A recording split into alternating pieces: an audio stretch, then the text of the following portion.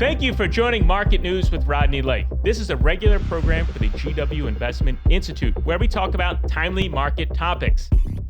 I'm Rodney Lake, the director of the GW Investment Institute. Let's get started. Welcome back to Market News with Rodney Lake. I'm your host, Rodney Lake. This is a GW Investment Institute podcast.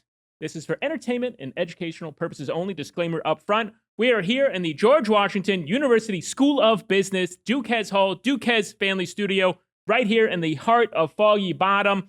We are just in the first part of May here to date the episode, just so you know. But today we're going to talk about a specific company. Now, this is a little bit of a divergence because we don't currently own this company. But this company has been in the news. I started following this company. So my analysis, let's say, is pretty early days on this company. But I wanted to share early what I'm thinking about. Now, this could go nowhere. This could go somewhere, just to be super clear. We don't currently own this by the GW Investment Institute. It has popped up on some of our models in our quant class. So we'll have to see, but we don't own it as of yet. Maybe we will, maybe we won't. But again, not investment advice.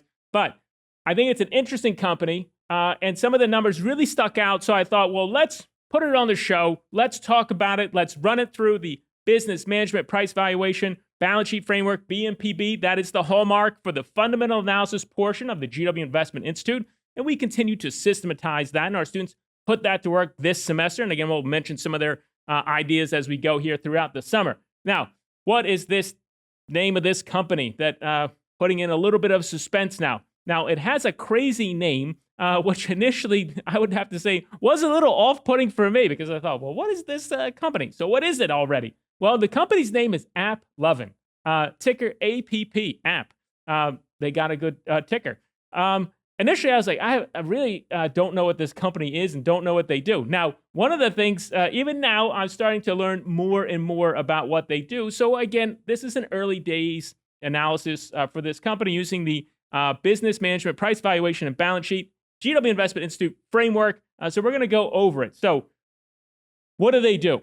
So, and we'll get into some quick stats here. So this is an advertising platform. Initially started for the gaming, and now they're getting into other areas as well, like e-commerce. So this is a platform for for advertising and for companies to get users, particularly in mobile, particularly gaming. But they're expanding out, and this is a platform. Adam Foroughi is the CEO and co-founder of the company, and we'll talk about management. But this is an ad tech company that I had known little about, and I think it's just time to let's get acclimated again. We don't own the company currently, but let's get out there. Let's start to put some work into this. So let's go over some stats. All right, so again, ticker APP. We don't currently own this, not investment advice. What's the market cap for this company? $161 billion. So this is not a small company. So when you talk about, okay, well, here's a company, AppLovin, which again has a kind of a crazy name, a fun name, but a crazy name. And, something that I hadn't done a ton of work on. It's an ad tech company, again, for, initially, especially for mobile and gaming. And now they're getting into this in other areas to get users for advertising.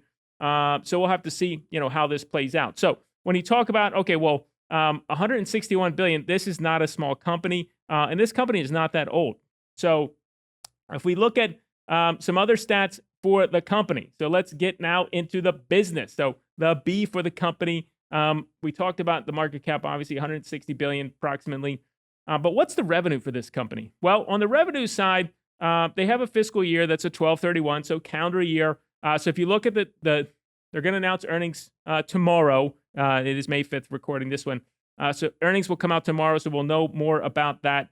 All right, so the earnings, or rather the revenue, $5.8 billion on the revenue side. Now, let's go over the revenue for the last couple of years, especially as we start to learn about this company. So in 2022, $2.8 billion. 23, again, this is the calendar year end, their fiscal year, 12/31. 2023, 3.2, 24, 4.7, and then again, the 25 is the 5.8. So if you look at that, these are very good numbers. And so for a company, to be growing like this, if you look at the numbers, 16%, 43% for the year over year, 23 to 24, 16% again for the 25.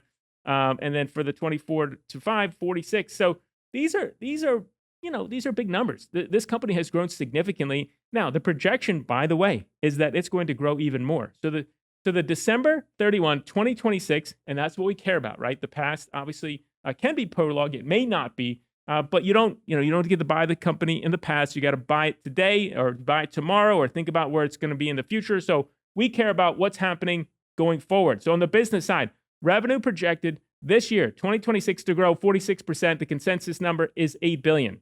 And then, by the way, grow another 30% for 27 fiscal year, 12/31/2027, $10.4 billion, 29% growth from year over year.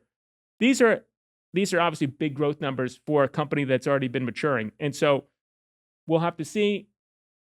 Time will tell, as we always say here. But these are big numbers. I think it's worth following this ad tech company. So now let's get into one of the things that we always talk about. Maybe not always, but many times we talk about, and certainly you want to talk about as an analyst on the business side. What are the gross and net margins? So one of the things, and a reason why I'm early days talking about this company, is because the net and gross margins for me were so outstanding. I thought, well, let's at least start doing some work on this company. Again, I had heard of the company. I'd never done any real work. We haven't owned it in the past. We don't currently own it. We may own it in the future. Again, it has popped up on some quant models. Gross margins. The current gross margin or the most recent gross margin through 12/31, 86.5%. This puts the gross margin for AppLovin in the elite category. This is Visa. This is NVIDIA. This is elite category. All right, this may be a one-off. So we always say, well, let's look back. What are the gross margins been over the past several years? So we go back to 22. Gross margins, 55%. Gross margins in 23, 67. In 24, 75. And then again, 86. So not only are these gross margins outstanding, they've actually grown. And by the way, what's happening in the future? Because that's what we care about as analysts. All right, we got to think about what's going to happen next year and the year after that. If we're buying the company today, if we own the company today, we got to be thinking about not what has happened. Obviously, we're trying to understand where the company has come from, but what's going to happen in the future. The consensus gross margins for full year 26, that's 12/31/2026, 88%. And then dropping ever so slightly the consensus to 87.9%. Right? Again, these are elite margins for 2027. These are elite margins. And the margins that have actually grown over time, since 2022, as the company has scaled up. All right, so now maybe it's all in the gross margin. There's nothing left in the net margin. All right, well, let's check out the net margins. So the 2025 trailing 12 months for 12/31, again, that's their fiscal year, 61%. That's the net margin. Then you go back, let's go. Okay, well, 22, not so much, right? So they were growing 3.7%, then 11.6% in 23, then 34 in 24, 65 or 61 for the last 12 months for 2025. So again, these are elite net margins. Now, again, what's the future? That's what we care about. 2026, you're talking estimated 65% net margins, and again in 2027. So these are fantastic, obviously, net margins as this company has scaled up. Now let's check out, all right, what's the free cash flow from this company? So this year, $3.9 billion, or rather, for the 12/31 number. Next year, 5.3. That's what we care about. So that, these are good numbers. And so let's look at the CapEx. It's almost zero. They're investing something like $5 million. So this is a company that doesn't require a lot of CapEx, that continues to grow, has high net and gross margins. So that's why I thought, well, let's at least check this company out, because some of the numbers seem so outstanding. And it's also been in the news recently as well. The CEO has been on the podcast circuit as well. I encourage you to check some of those out. David Senra being one of them. So it's an interesting company, and it has come up before. Again, the name seems a little crazy, and I hadn't done really work on this company, but certainly this is not a new company, and it's been in the news, and people have known about it. We just have not talked about it, and we don't currently own this company. But again, those are outstanding numbers. So when you go over, when when you're looking at this and you're saying, okay, well, what those numbers, right? These elite net and gross margins and their business model, really, it's a B2B advertising platform. It's not a B2C right now. They're thinking about going into that. When you have these elite gross and net margins and you don't have to put a lot of CapEx in here to grow the business, those are fantastic. And you look at the growth rate in the revenue, 70% year over year. These are big numbers. And so when you're talking about these numbers, it's hard not to give the company a really good score here on the business. So we're going to give a 9 on the business right now. All right, let's go on to management. So capital allocation, they've been buying back shares. And again, they don't have to put a lot of money into this. So the track record here, they put a lot of money into buybacks, especially when the share price had dipped significantly. Now, this stock has been very volatile. Foroughi is the CEO. Maybe I'm saying his name wrong. Sorry about that. I'll get it right at some point. Adam F., if you like that. Foroughi is been a fantastic capital allocator for buying back shares. And so when the company dipped, they did a massive buyback. And he talked about this on one of the podcasts, in the Senra podcast, about they also went as far as to buy the shares from the institutional private equity funds, particularly KKR, to make sure that, it evened out the volatility for the market, and certainly not retired, but bought back shares from people who are likely going to sell those because, private equity firms, they got to return money to their shareholders. So really, have to give high praise, at least from me, again, not investment advice, for that move. Again, just learning about this company, just learning about the CEO. So early days, but that is a good move and certainly good sentiment for where to allocate capital. If the share price is really far down, you don't need a lot of CapEx budget, and you have the opportunity to buy from people who are going to be selling anyway. That's a very thoughtful, strategic move that he executed to the benefit of shareholders already. So I think that is that aligns him significantly with shareholders. And if you look at the return on equity, you're talking, big numbers, 156%. These are fantastic numbers. So I think the aggressive buybacks really have a strong alignment with the shareholders. So when you talk about management here, also high praise. So another thing here is that he's a co-founder of this company. And so we like the operators and co-founders for the companies because they continue to, operate the company, beyond just being wealthy.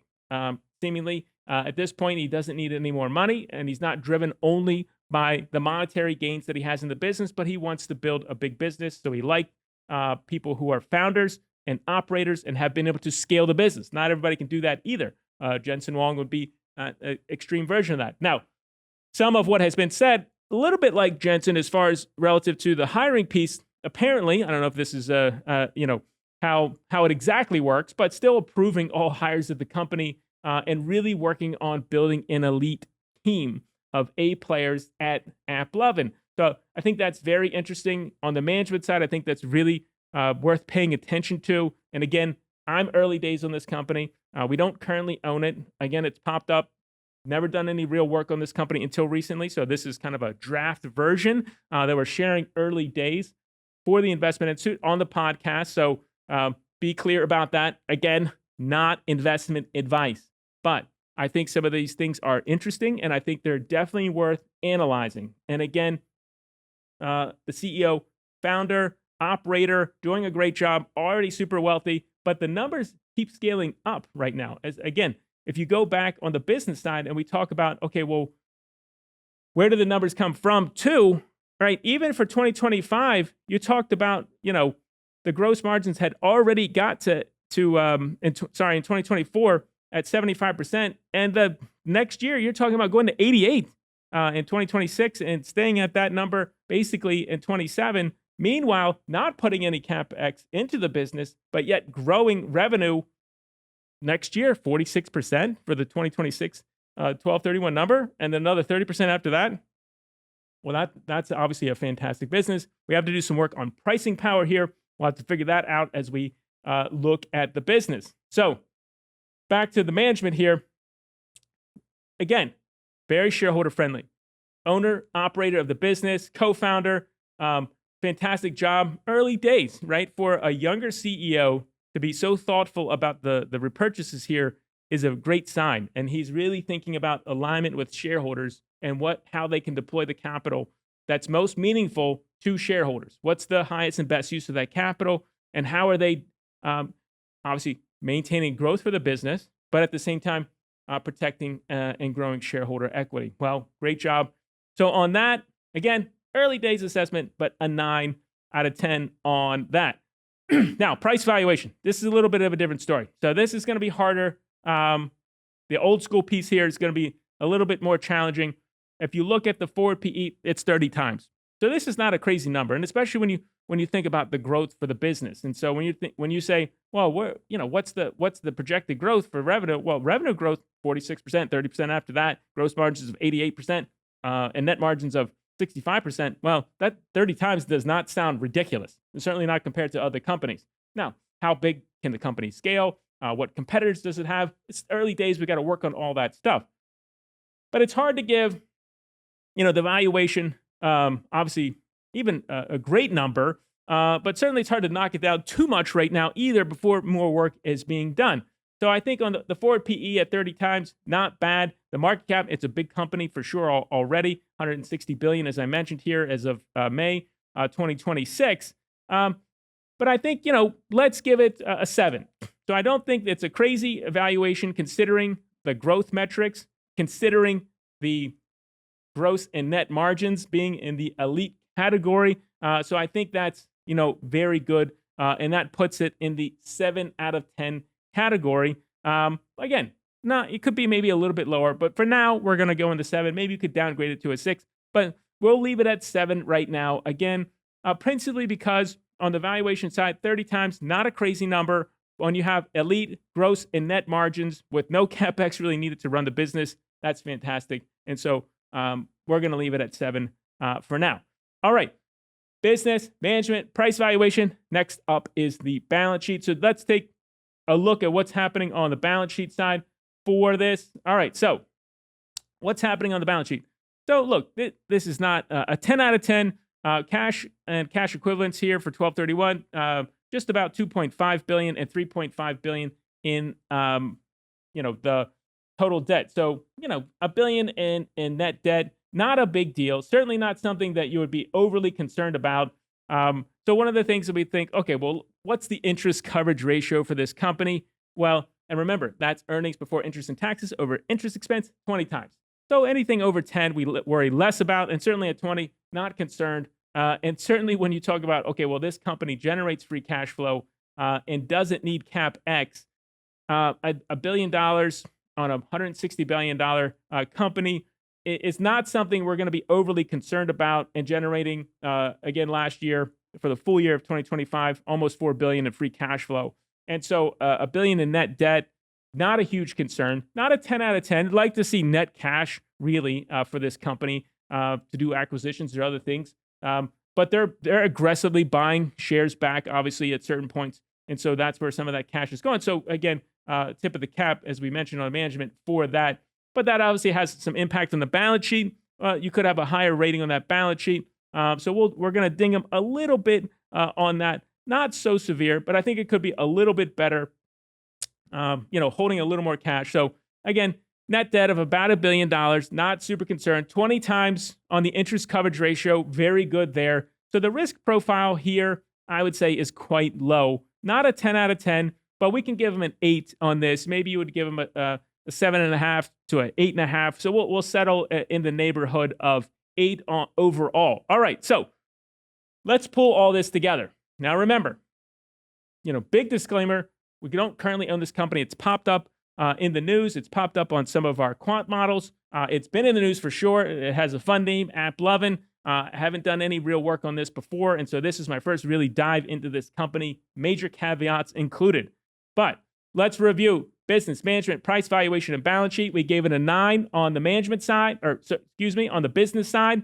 Fantastic business, high and net gross margins, elite category, 150 return on equity, fantastic ad tech business, doesn't need a lot of capital to run. That's a 9. Next up, management, owner, operator, buying shares back aggressively, done a great job on the capital allocation side. Really a stellar track record there. Adam gets a 9 for management. Again, founder-run business, still approving hiring decisions. Really like that. Close to Jensen Huang's 40 people report to me type of setup. Very much in control, very much on the front lines of the business. Really love that. Price valuation. Here, 30 times forward earnings with these elite numbers, not great, not terrible. Gave it a 7 out of 10 on that. Moving on to the balance sheet. Net debt of $1 billion, generating last year $4 billion in free cash flow. Not super concerned about this. 20 times interest coverage ratio, so giving that an 8. If you weight those 25% each for the Investment Institute's framework, you get to an 8.25. Really strong so far. Again, early days, just started working on AppLovin. Look forward to doing more work on AppLovin. If you have comments, we'd love to hear about your thoughts on AppLovin. Just getting started on the analysis for this business. We'll do another episode at some point in the future on AppLovin. Love to hear from you about this company and hear your thoughts. That's it for now. For Market News with Rodney Lake, we'll see you back on the next episode.